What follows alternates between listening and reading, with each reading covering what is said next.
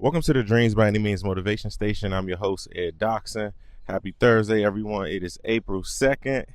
We are now officially in the fourth month of 2026. If you feel like I feel, I know it feels like time is definitely flying, but nonetheless, we keep applying pressure and keep getting better every single day as a goal. I want to come to you all today, talk to you all about something that personally, it's like I've been looking at myself and then it's been going on around me, some good, some bad, but it's just crazy in the last couple of days how, I would say last couple of weeks maybe though, how this has been like full circle to my research. So today's episode, we're going to say title this, Before You Say I Do. Now, before you say I do is what you're thinking. It's talking about marriage, right? Now, those who know me, or maybe those who don't know me, but those who know me, I'm not married, never been married. Definitely have a desire to be married one day.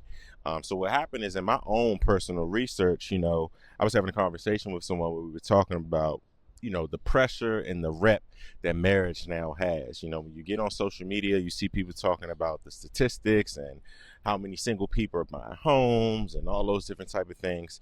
Now, for me, it's been more on a spiritual, religious perspective where I was doing research just on marriage from biblical, what are the qualities and the challenges of being a husband? What are the qualities and challenges of being a wife? What does marriage look like? What does raising kids together look like? All those different type of things. And what kind of sparked my interest to look into this more is because I would say I'm grateful enough to have witnessed and continue to witness a marriage, of my grandparents. They've been married 56 years. I want to say 56. Yeah, 56. It's been a long time, but 50 plus years married, witnessing that. I have two uncles in my family that have been married for a number of years. One of my closest friends, Steve, just got married. Shout out to Steve.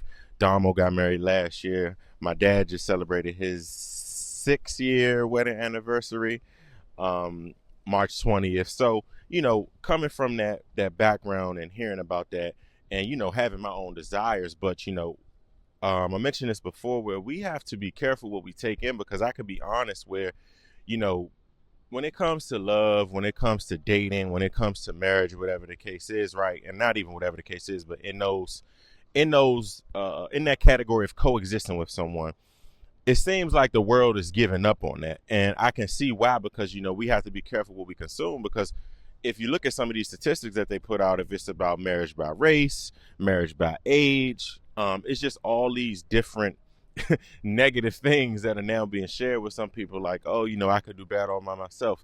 Oh, well, I don't want to get married. And when we talk about it, right, I get it, because, I tell some people is that some people's story may be that they're meant to be single. They're meant to have a girlfriend, boyfriend, partner, whatever. They're not meant to get married. But in the midst of that, if you're not meant to do that, do you accept that? And how do you move and act on that? So another thing is also triggering me is because I also want to use this time to remember a great woman, Councilman Nancy Bowen in Coral Springs, Florida, whose life was unfortunately taken yesterday and by her husband, according to police. So I'm bringing that up because it's like I've just been seeing different things around me. If it's someone I know, if someone I don't know, if it's marriage is not working, marriages are working, or everyone's on podcasts talking about divorce, talking about this, And I think it just gets to a point where you have to ask yourself the question, and I'm saying ask yourself the question for those who want to be married, or those who are married, or those who aren't married. What are you actually looking to get out of marriage? And the reason I say that is because from what I'm reading, and I'm speaking like 70% biblical perspective and just talking to other people who are married, it's a selfless a position that you put yourself in, right? Whereas like we think about love all the time as a feeling, but love is actually action, because, like they say, for better or for worse, the death do us part. So even prior to marrying someone, right, you have times in the relationship where you may be putting in 60, this person may be putting in 40, you may be putting in 80, this person may be putting in 20 due to life circumstances, or just due to, things that may be going on and it's out of your control. And not saying that should be all the time, but sit back and think about, when you're dealing with someone, how can you go from it always being 80-20, where it's like, okay, it might be 80-20 this month for me. And then next month, that person might got to give 80, you might got to get 20, then y'all do 50-50, all this stuff. And speaking of the 50-50, we get into the 50-50 conversation. Now we're getting on social media and we're having this conversation about who should pay all the bills, who should do all these things. And I'm bringing all this up and going topic to topic because it's proving my point. There's so much information that we are consuming about what marriage should be, what a husband should be, what a wife should be, shouldn't be. Whereas like you're taking in so much information, it's an information overload. And I think everyone is applying this. And when I say everyone, I'm just kind of just speaking vaguely, but so many people are applying this to their thought process. Well, when it comes to choosing a person, choosing a mate, choosing a partner, if they miss one box, but they check the other 9, we just be like, nah, that ain't worth it. Nah, I'm not doing that. Nah, marriage not for me. Man, I'm never getting married. And I think for me, I'm grateful for the men that I have in my life because I grew up, like I said, seeing marriage through my grandparents and uncles, cousins. My parents, never got married to each other. But I also seen my mom be married, get divorced. My dad, like I said, he's been married 7 years. So kind of seen in my household. But having access to 2 mentors, 2 of my older friends, I wouldn't call them mentors no more, 2 of my older friends, Silas and Tony, and they've been married for numerous years and, preach marriage, promote marriage, advocate for marriage. And something Silas put on Facebook one day, it stuck with me and it will always stick with me. He was saying, marriages is how we build communities. And when I say how we build communities, Black people, African Americans, when we think about another online topic of the co-parenting, the baby daddy, the baby mama, to this, right? It's not to say if you get married to someone, y'all had 5 kids, there's not a chance that you all, may not make a divorce. That can happen. But when you have that foundation, of course, it strengthens it. But he said, strong marriages builds communities. And when we look at our communities as African Americans and we talk about dropout rate, we talk about gun violence, we talk about teen pregnancy, we talk about all these different things. Going back to statistics, if you do look at statistics, it shows a lot of these communities that are, underserved or may not be in the best of shape, for lack of better words. They're coming from those households where there's no structure. Like they say, 2 is better than 1. You're coming together, 2 people leading the household.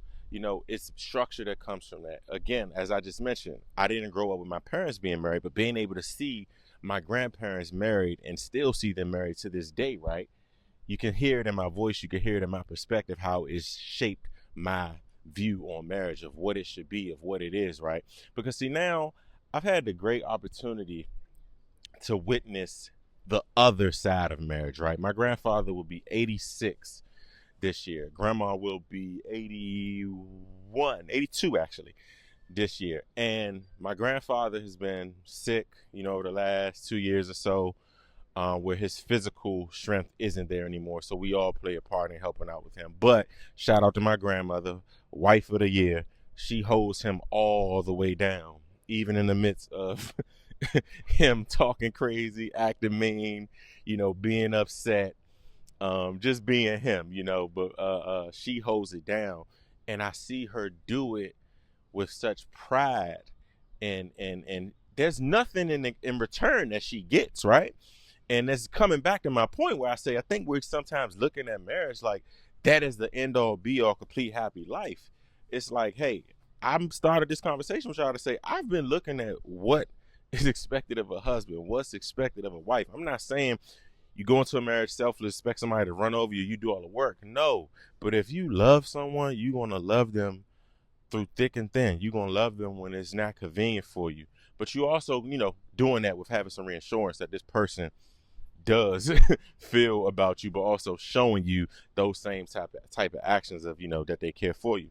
So I think it's just like, man, this internet and today the culture that we're promoting is really hurting us because, going back to that quote I said that Silas said, it just speaks so much volumes because it's like, hey, at the end of the day, family is community. So what better way to build community when you build family? Then we have people coming from these strong structured families. They have values, they have morals on how they view things. It goes deeper even outside the community. It impacts when we think about the workforce, how a person works on a job, just all those things coming from a structured environment. So I just think for us as African Americans, specifically young African Americans, we have to stop looking at marriage by these new society standards and norms. You have to stop looking at it by, oh, I want to get married by this age.